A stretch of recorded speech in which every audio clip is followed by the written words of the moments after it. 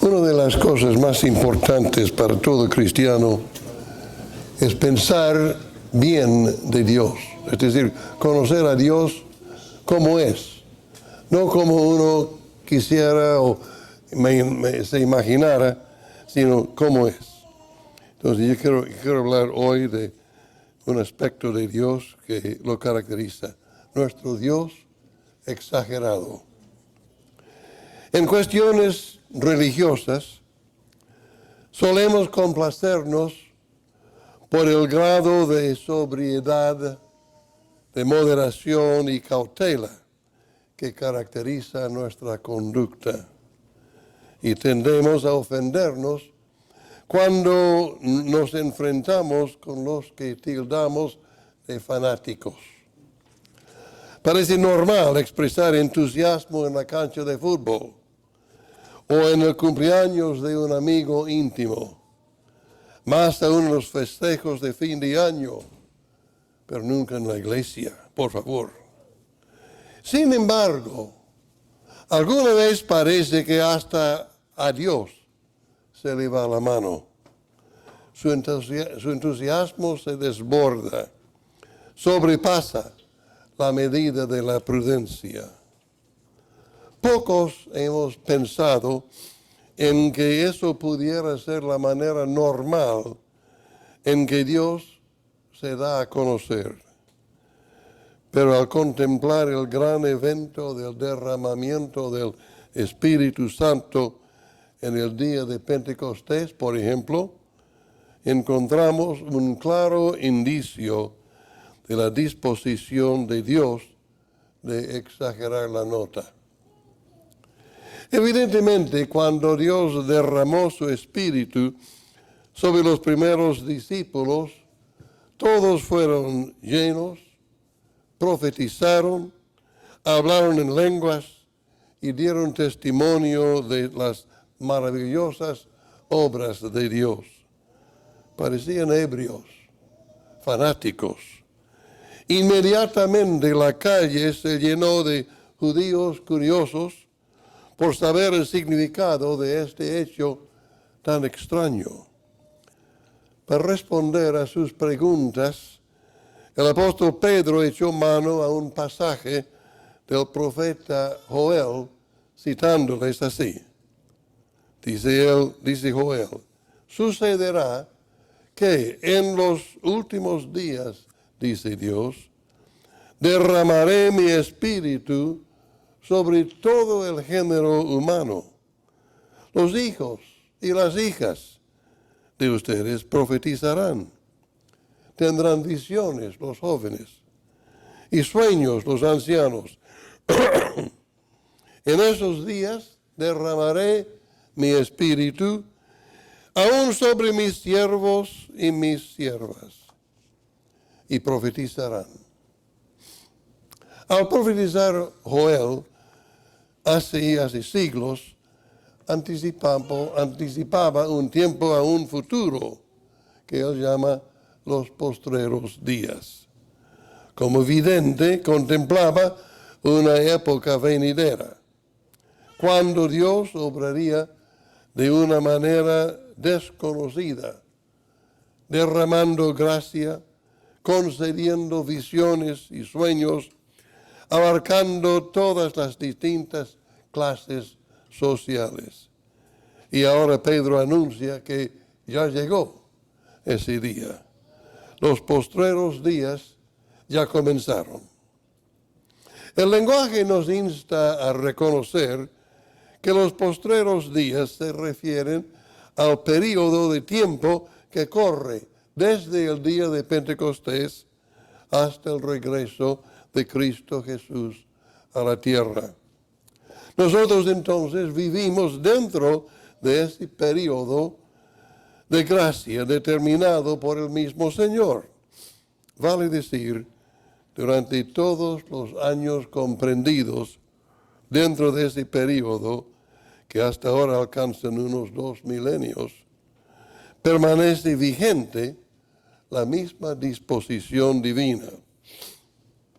Según la visión que Dios dio al profeta, La característica principal de esta nueva era de gracia se halla en la frase, derramaré de mi espíritu, o derramaré mi espíritu. La palabra clave es derramar. Digan conmigo, derramar.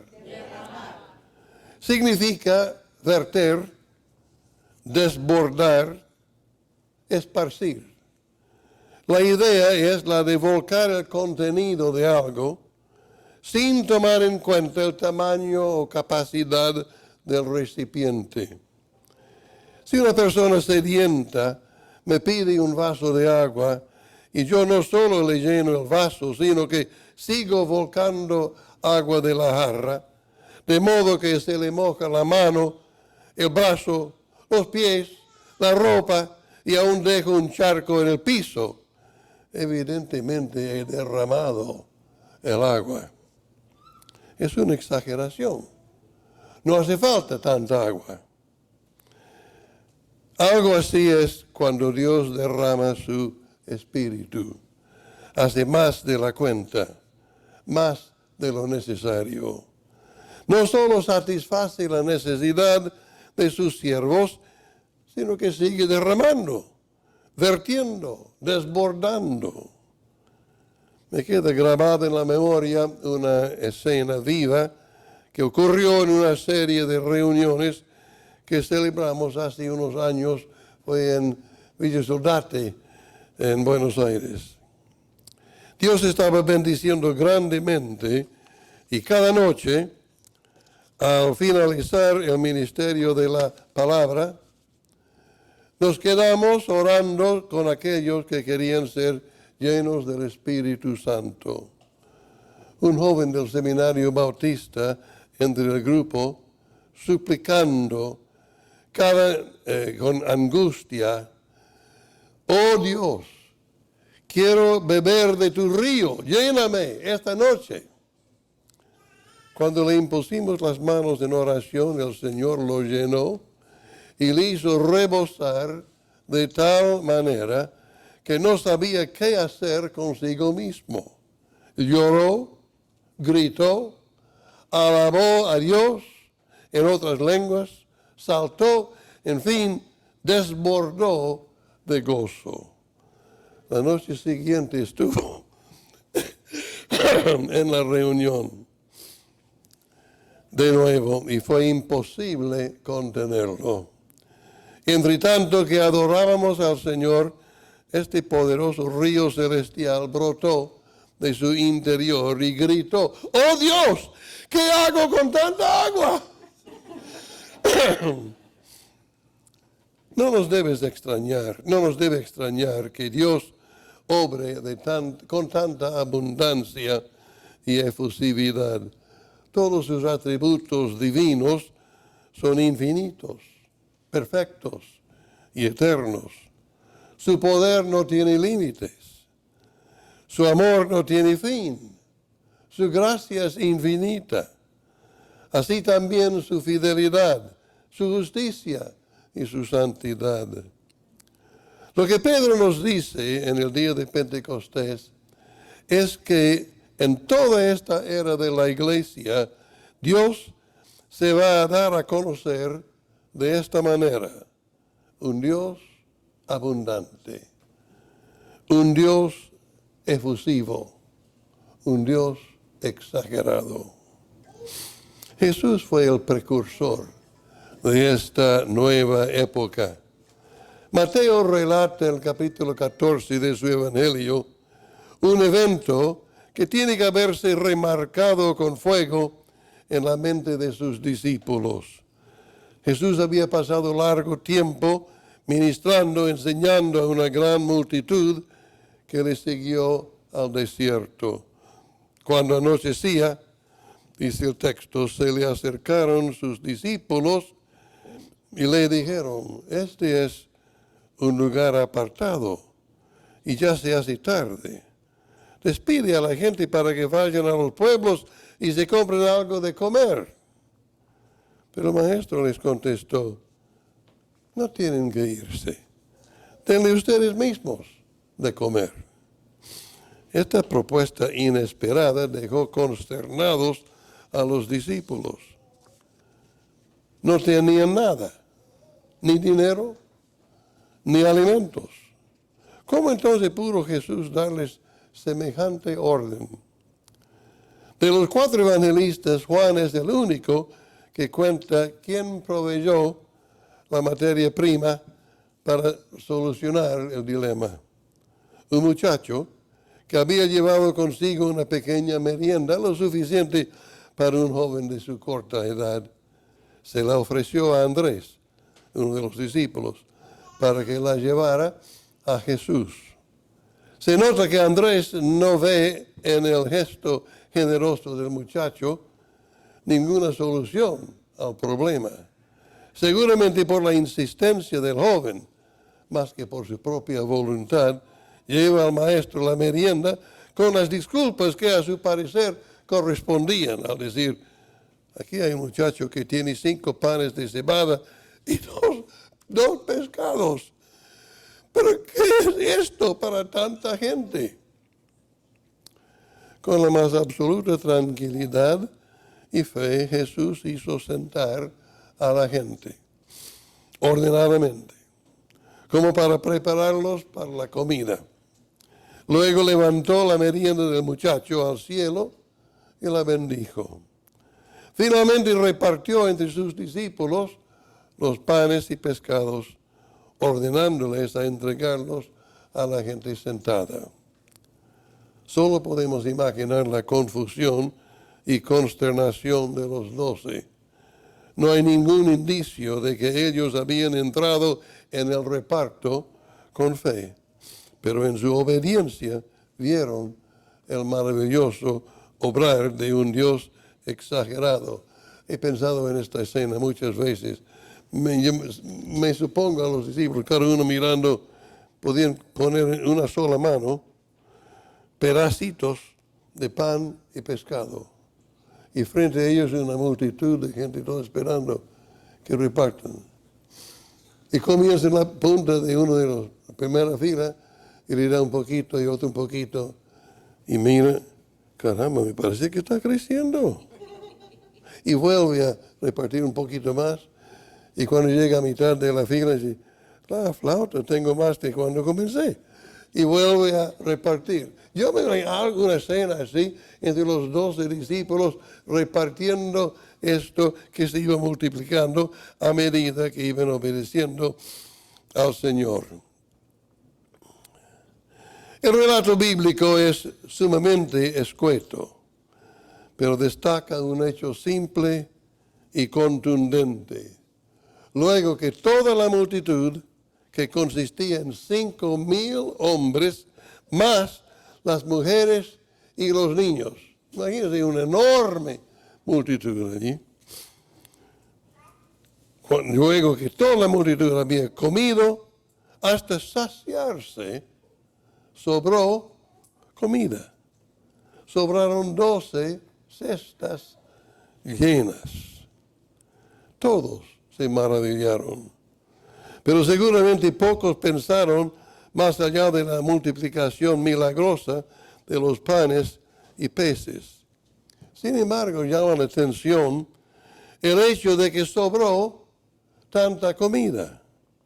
También llama la atención el que Jesús ordenó que se juntaran los pedazos que sobraron. Como si quisiera subrayar una lección ilustrada por las 12 cestas llenas. ¿Qué es esa lección? Es el hecho de que Dios no es un frío calculador. Cuando obra para suplir nuestra necesidad, se pasa. No se limita a los parámetros conocidos. Obra sin límites. Exagera la nota. ¿Qué necesidad había de tanta comida? ¿No sabía Dios cuánto hacía falta? ¿Por qué hizo que sobrara tanto? La única respuesta es que Dios es así. Él da, y da, y da. Llena el vaso y sigue volcando de su gracia y su amor y su poder. hasta dejar maravillados y confundidos a todos. No podemos pretender limitar a Dios. Parece que algunos estudiosos de la Biblia suponen que esa es la tarea de la teología, delimitar a Dios, definirlo, encasillarlo, establecer con precisión los parámetros por los cuales Él debe obrar. Pero no es así. Dios se da a conocer con abundancia, con exageración, hace más de la cuenta. En otra ocasión Jesús aparece muy temprano en la playa del mar de Tiberias. Toda la noche habían estado pescando allí 7 de sus discípulos, sin el menor éxito. No se había despejado aún la oscuridad de la noche, de modo que los discípulos no se dieron cuenta de que era Jesús el que estaba en la playa. Entonces Él alza la voz y les pregunta: muchachos, ¿no tienen algo de comer? Le respondieron que no. A lo cual Jesús dice: tiren la red a la derecha de la barca y pescarán algo. Me imagino a Pedro, el gran pescador, el que conoce los movimientos de los peces, el que entiende el mar, el maestro de las embarcaciones, ahora perplejo, confundido y un tanto disgustado de que alguien desde la playa pretenda enseñarle su oficio. Pero de nuevo obedece. Echa la red.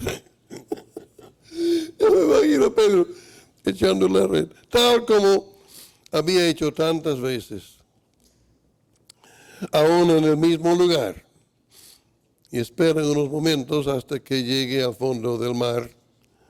Luego, cuando quiere levantarla, le parece que se enganchó con algo en el fondo del mar, porque no la puede sacar. El texto de Juan reza así: era tal la cantidad de pescados que ya no podían sacar la red. Ya le había pasado otra vez a Pedro, casi de la misma manera, según Lucas capítulo 5. Pero en esta ocasión su red se rompía. Pregunto yo, ¿qué necesidad había de hacer que la red se llenara tanto? En la primera ocasión la red se rompía y en la segunda no la podían levantar. ¿Para qué esta exageración? Es que Dios es así, es exagerado, se pasa. En ambos casos Pedro queda atónito, asombrado, y luego se rinde a Jesús humillado, dispuesto a servirle con todo su corazón. Quizá no quede otra respuesta frente a semejante demostración de la abundante gracia y el poder sin límites del Señor. Si Dios es así, no me queda otra cosa que rendirme a sus pies. Si revisáramos el Antiguo Testamento, veríamos que Dios siempre ha sido así. Cuando Enoc comenzó a caminar con Dios, no tenía idea a dónde eso le podría llevar. Pero caminando con Él un día, desapareció, porque Dios lo llevó. Cuando Dios se reveló a Moisés en el Sinaí, mostrándole su gloria, casi le mata.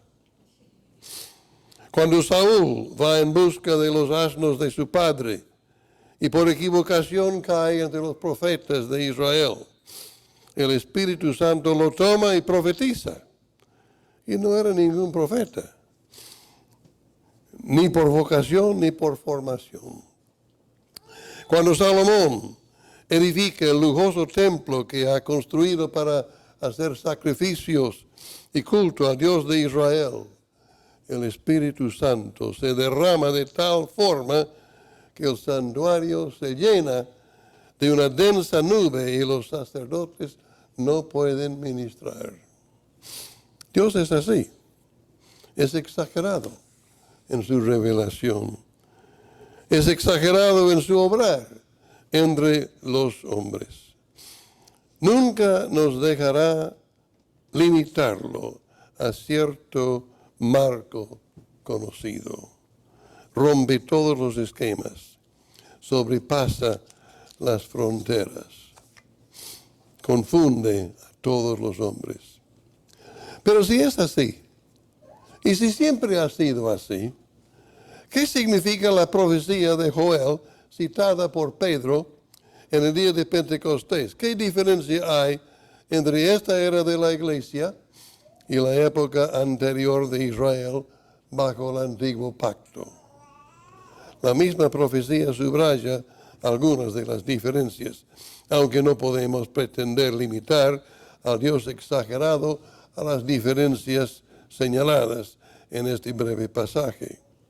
Quizá lo más destacable es el hecho de que en esta era del Espíritu Santo, todos, digan conmigo todos pueden participar de la plenitud de Dios. Hijos e hijas, jóvenes y ancianos, siervos y siervas. Vale decir, no hay distinción de clase social, de edad, de sexo, de vocación, ni de lucidez intelectual. Una de las promesas más hermosas comprendidas en los términos del nuevo pacto, profetizado en el Antiguo Testamento, es la afirmación del Señor: todos, desde el más pequeño hasta el más grande, me conocerán. Hebreos 8:11.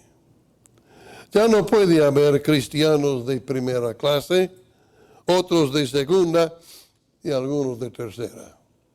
Ya no, porque todos tienen acceso a Dios. El único mediador es Jesucristo, quien por su obra de redención en el Calvario nos ha limpiado con su sangre, haciéndonos aceptos a Dios. Justificados de nuestro pecado y nuestra rebelión, hemos sido adoptados como hijos amados de Dios. El Nuevo Testamento enseña claramente que todos pueden gozar de la presencia de Cristo y de la vida eterna. Todos pueden recibir la promesa del Espíritu Santo. Así pasó en el día de Pentecostés, en la casa de Cornelio, el centurión romano, y en el caso de los discípulos que Pablo bautizó en Éfeso. Además, todos los cristianos pueden profetizar. Todo esto está en las Escrituras. El reparto de los dones del Espíritu es para todos. Incluso Pablo escribe a los hermanos en Corinto que quisiera que todos ustedes hablaran en lenguas. Es que con Dios no hay acepción de personas. Todos son condenados por su propio pecado y rebelión. Todos rendirán cuentas ante Dios. Todos deben arrepentirse. Y todos pueden experimentar en Cristo el perdón y la salvación. Para darle el broche de oro, Pedro termina la cita de la profecía de Joel con estas palabras: y todo el que invoque el nombre del Señor será salvo. Además, según Pedro y Joel, los postreros días serán caracterizados por una disposición asombrosa del Señor a dar revelación espiritual a los suyos. Menciona específicamente profecías, visiones y sueños, indicando que la experiencia será muy generalizada. Por cierto, una lectura somera del libro de los Hechos confirma esta aseveración. En la iglesia primitiva abundaba esta operación del Espíritu de Dios. hablando a los discípulos por medio de sueños, profecías y visiones. Uno no puede menos que preguntarse cómo habría sido la experiencia de los primeros cristianos sin estos elementos sobrenaturales. Claro está que esta clase de experiencia no se introduce recién en el Nuevo Testamento. La intervención de Dios por intermedio de sueños, visiones y profecías se nota casi desde el principio de la historia bíblica. Dios instruye a la naciente nación de Israel que Él se va a dar a conocer a sus profetas, hablándoles en visiones y sueños. La diferencia elemental en el nuevo pacto es que se generaliza este medio en todos los que son de Cristo.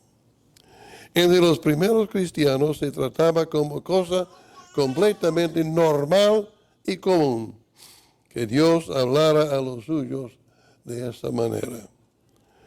Fueron guiados sobrenaturalmente, advertidos de peligros, alentados en medio de situaciones deprimentes, edificados y exhortados por medio de sueños, visiones y profecías. No nos debe extrañar entonces que nuestro Dios obre en la actualidad de la misma manera, pues vivimos aún en los postreros días. Este es el tiempo señalado por Dios en el cual Él se derrama. Esta vertiente celestial está abierta en la iglesia. Sin duda, romperá nuestros esquemas limitados, abrirá nuestro entendimiento. ¿Qué podemos hacer, hermanos, frente a esta maravillosa disposición de Dios? Abramos el corazón al mover del Espíritu Santo. Dejemos que obre más allá de lo que hemos admitido hasta aquí. Él es el soberano Señor y es nuestro Dios exagerado. Gracias, Señor, que tu amor es tan exagerado, que tu bondad, tu gracia rompe todos los límites que hemos conocido. Hemos visto vez tras vez que tú haces más de la cuenta y te agradecemos. Queremos conocerte más, seguirte más, amarte más, honrarte más. Enséñanos, Señor, guíanos en tu propósito. En el nombre de Jesús. Amén.